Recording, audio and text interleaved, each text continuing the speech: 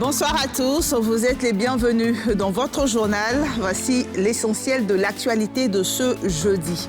La lutte contre le terrorisme préoccupe les présidents ivoiriens et togolais. Alassane Ouattara et son homologue Faure Gnassingbé sont à la recherche de solutions sous-régionales durables et efficaces contre ce fléau qui menace plusieurs pays de l'Afrique de l'Ouest. 130 millions de francs CFA, c'est la valeur du don de la première dame Dominique Ouattara à la communauté musulmane à l'occasion du mois de Ramadan destiné aux familles musulmanes démunies. Ce don a été réceptionné par les guides religieux et des associations. Et puis nous parlerons d'art dans ce journal. Vous découvrirez un sculpteur hors du commun qui fait des œuvres abstraites et des semi-figuratives.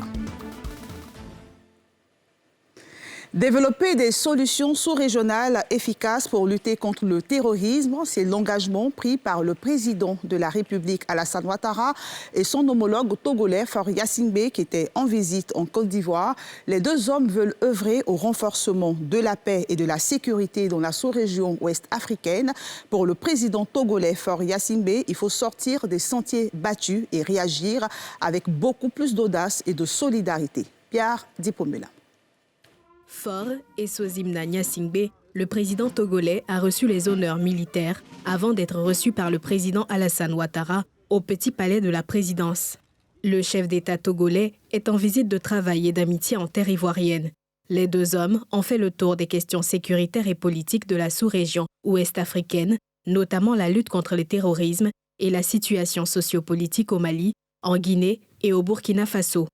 Les deux chefs d'État ont réaffirmé leur volonté d'œuvrer davantage, de concert avec leurs homologues, pour la préservation de la paix et de la sécurité dans notre sous-région. Nous avons l'honneur et le grand plaisir d'accueillir mon frère, le président Faure Gnassingbé, avec qui nous avons des échanges sur la situation régionale assez souvent.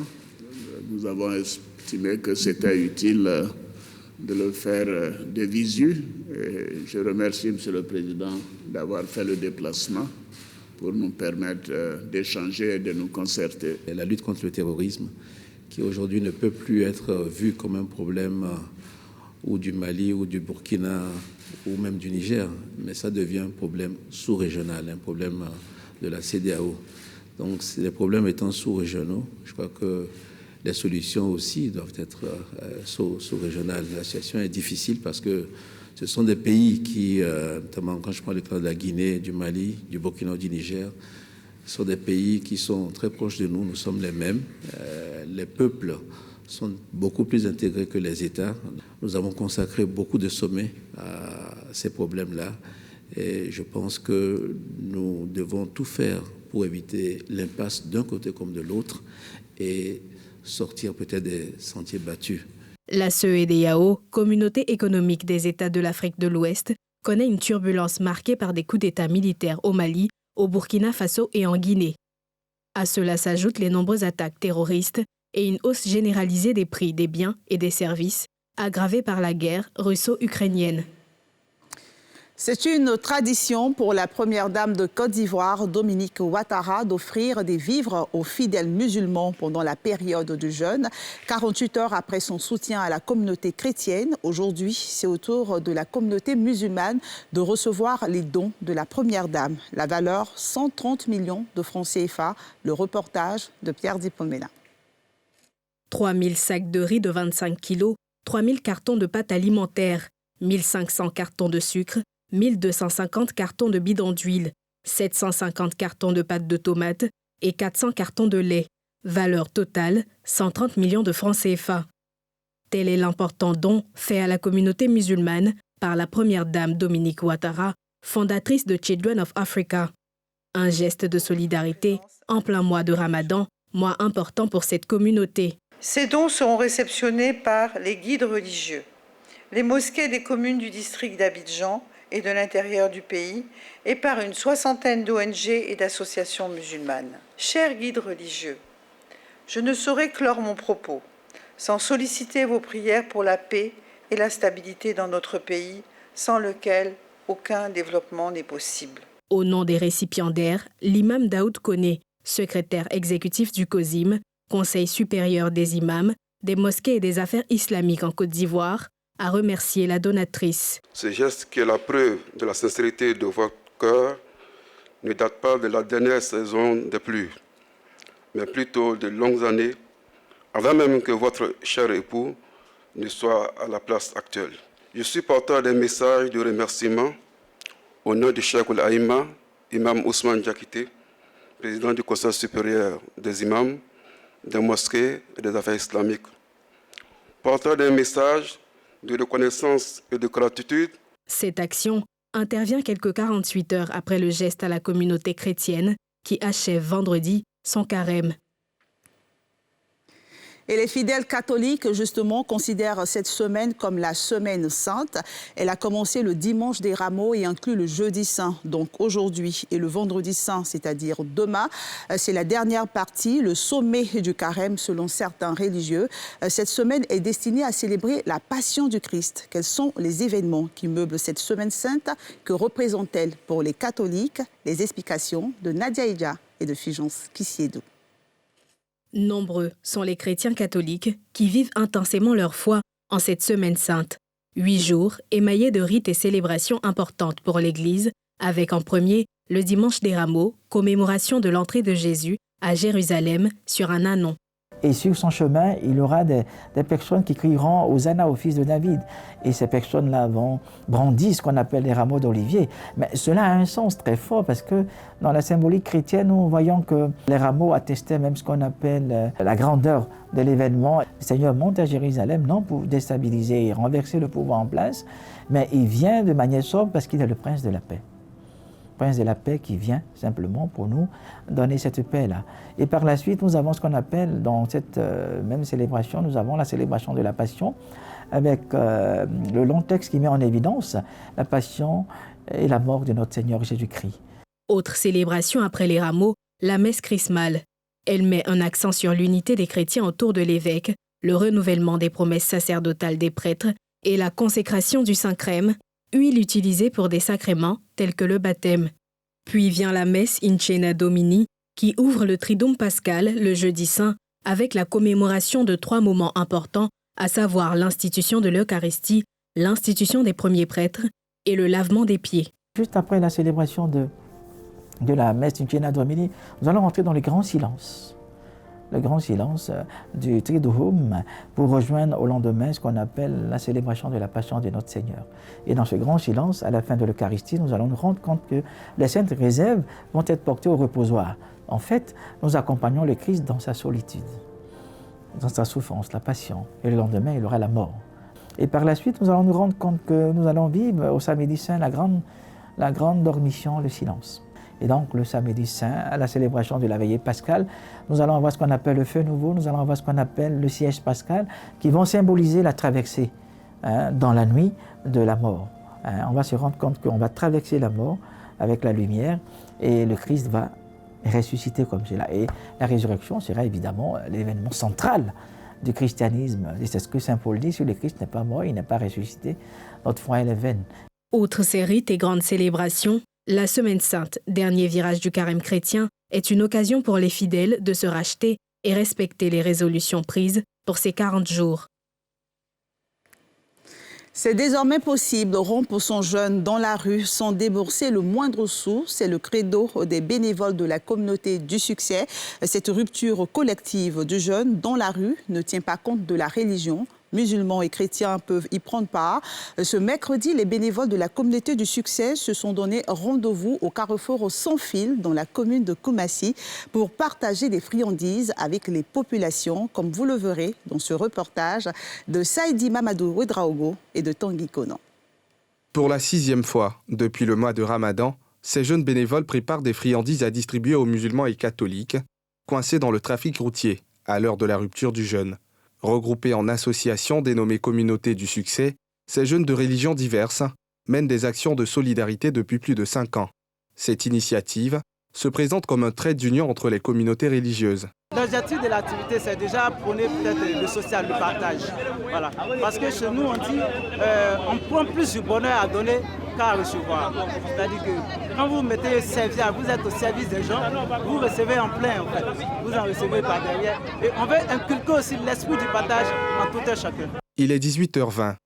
Les garages, les véhicules et les rues sont pris d'assaut par les bénévoles, les mains chargées d'eau, de sachets de bouillie de mil, de galettes, de fruits et de tasses de thé, à la rencontre des jeûneurs.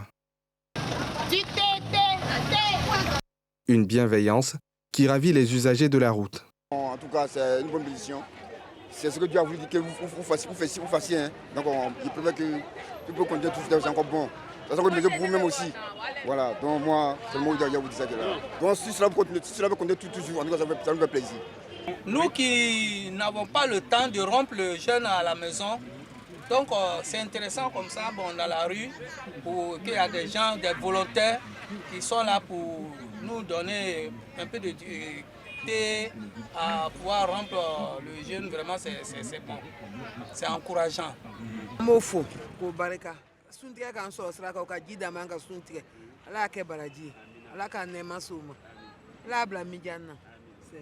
Fidèles à leur slogan « Il y a plus de bonheur à donner qu'à recevoir », les bénévoles de la communauté du succès ressentent de la fierté. Je bénis Dieu déjà pour l'appartenance de ma personne à cette association. C'est un message de paix, de convivialité, de fraternité. On dit non à la violence, non à la guerre. L'union fait la force. Et lorsque tous les fils et les filles de la Côte d'Ivoire sont réunis, ça rehausse la beauté et l'image de la paix en Côte d'Ivoire. Cette activité est rendue possible grâce aux contributions des membres de la communauté et aux dons récoltés suite aux appels à contribution lancés par l'association. Le prochain rendez-vous est pris pour le samedi 16 avril du côté de Yopougon-Sable, premier pont, à partir de 18h. Et pendant les périodes de fête, on observe souvent une augmentation du nombre d'accidents. À quelques jours de la fête de Pâques, le ministère des Transports invite les usagers de la route à la prudence et au civisme. Une campagne de sensibilisation a été lancée. Cela est d'autant plus important que ce matin même, un accident a fait 4 blessés sur l'autoroute du Nord dans la commune de Yopougon. 9 véhicules sont impliqués. Les explications de Brice Yanwa et d'Aruna Zeba. Jesco, dans la commune de Yopougon. Il est environ 11 heures. Impossible pour les véhicules de circuler. La raison, cet accident de circulation impliquant 9 véhicules. Si aucune perte en vie humaine n'est à déplorer, on note 4 blessés. Nous avons constaté que c'était un carambolage impliquant 9 véhicules, faisant 4 victimes, dont 2 ont signé des décharges de responsabilité et 2 transportés au CHU de Trècheville. Dieu merci, il n'y a pas eu de décès. Il y a au moins 6 véhicules en épave. Ce carambolage est dû au frein de ce véhicule poids lourd qui aurait lâché, selon les témoins trouvés sur place. On était égarés, il y avait les travaux, ceux qui mettaient les bandes branches là.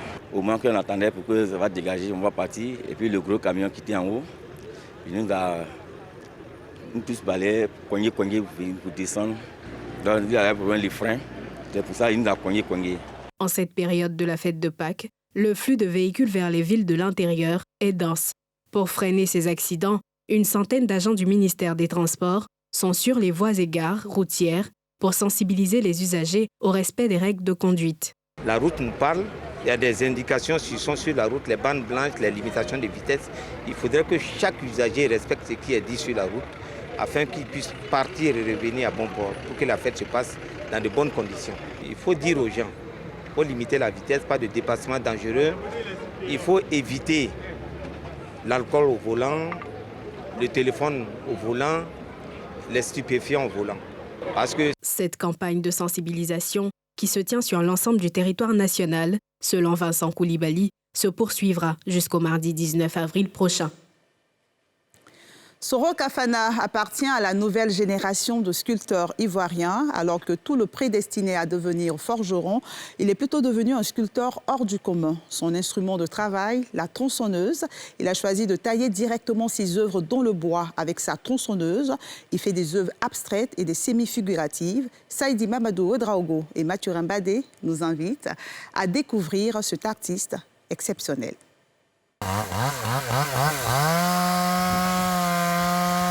Détrompez-vous, cet homme n'est pas un bûcheron, c'est un sculpteur. La tronçonneuse est pour lui ce qu'a le pinceau pour le peintre. Issu de l'école des beaux-arts d'Abidjan, Soro Kafana est le fruit de la transmission des plus grands sculpteurs de la Côte d'Ivoire. Son style, il le doit à son mentor James Kokobi. Étant à l'INSAC, j'ai croisé un artiste sculpteur qu'on appelle James Kokobi. Et avec lui, j'ai appris une autre manière de sculpter à la tronçonneuse. Donc, vous allez voir que j'utilise la tronçonneuse généralement pour faire mes pièces. Le choix de la tronçonneuse parce que c'est un matériel nouveau qui s'ajoute à ce que je savais déjà. Après plusieurs expositions collectives, il conquiert le World House of Art d'Abidjan Zone 4 pour sa première exposition solo. Dénommée Refuge, cette exposition sonne comme une interpellation face aux maux de notre société, une sensibilisation appréciée par les convives de la soirée. Pour moi, ce qu'il fait, ça reflète vraiment une approche unique quant à l'utilisation de la nature dans l'art et aussi une œuvre artistique qui démontre son lien avec le bois, avec les arbres, avec les forêts. Et pour moi, de voir comment il travaille avec le bois, comment il le connaît et comment il s'exprime par ce moyen, je trouve très inspirant, honnêtement. Il fait partie de cette jeune génération de l'art contemporain du continent, spécifiquement ivoirien, sans complexe, qui puisent dans leur identité, dans leur histoire, si vous faites attention aux œuvres de Soro, et qui vont vers ce contemporain. Et je pense que ça reflète aussi un petit peu la jeunesse et cette société ivoirienne en mouvement. Comme celle de Kafana, les œuvres des artistes ivoiriens sont de plus en plus valorisées et consommées à l'échelle nationale et internationale depuis quelques années. Une progression qui augure une émergence de l'économie de l'art contemporain en Côte d'Ivoire dans les années à venir. Et c'est avec de l'art que se referme ce journal de la rédaction de NCI. Merci de votre fidélité. Prenez soin de vous et à demain.